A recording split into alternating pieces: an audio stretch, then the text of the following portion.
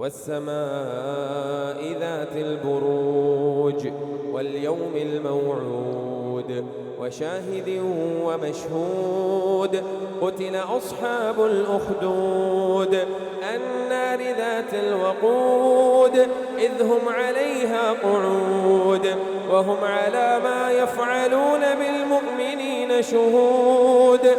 وما نقموا منهم إلا أن يؤمنوا بالله العزيز الحميد الذي له ملك السماوات والأرض والله على كل شيء شهيد إن الذين فتنوا المؤمنين والمؤمنات